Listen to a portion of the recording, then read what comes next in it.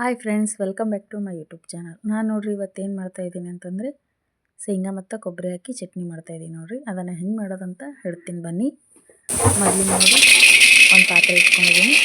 ಅದರಲ್ಲಿ ಶೇಂಗಾವನ್ನು ಹಾಕ್ಕೊಳ್ತಾಯಿದ್ದೀನಿ.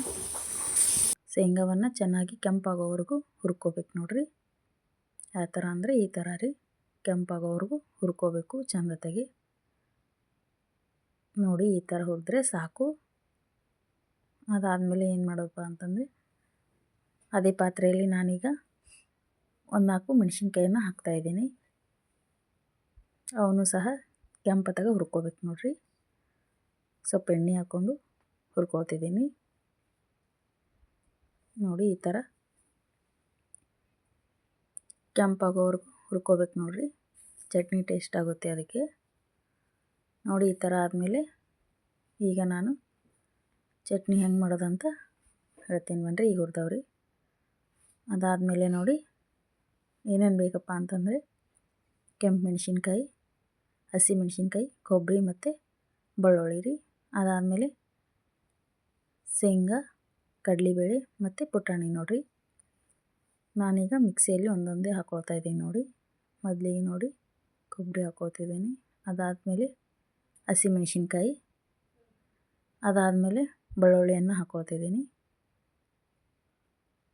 ಹಾಗೆ ಕಡಲೆಬೇಳೆ, ಪುಟಾಣಿ, ಶೇಂಗಾ ಮತ್ತು ರುಚಿಗೆ ತಕ್ಕಷ್ಟು ಉಪ್ಪನ್ನು ಹಾಕ್ಕೊಳ್ತಿದ್ದೀನಿ ನೋಡಿ. ಹಾಕ್ಕೊಂಡಾದಮೇಲೆ ಈಗ ನಾನು ಅಷ್ಟೇ ಮಿಕ್ಸಿಗೆ ಹಾಕಾಕತ್ತೀನಿ ನೋಡಿರಿ. ನೀರು ಹಾಕ್ಕೊಂಡಿಲ್ಲ. ಸ್ವಲ್ಪ ಒಂದು ಸಾರಿಗೆ ಅಷ್ಟೇ ಹಾಕ್ಕೊಂಡು ಆಮೇಲೆ ಈಗ ನೀರು ಹಾಕಿ ರುಬ್ಕೊಳ್ತಾ ಇದ್ದೀನಿ ಮಿಕ್ಸಿಯಲ್ಲಿ ನೋಡಿ. ಈಗ ನೀರು ಹಾಕ್ಕೊಂಡಿದ್ದೀನಿ ನೋಡಿ. ಈ ಥರ ಸಣ್ಣಾಗಿದೆ. ಇಷ್ಟಾದರೆ ಸಾಕು.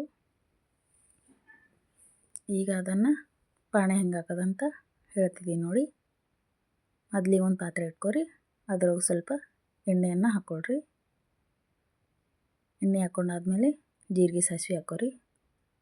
ಅದಾದಮೇಲೆ ಉದ್ದಿನಬೇಳೆ ಹಾಕ್ಕೊರಿ.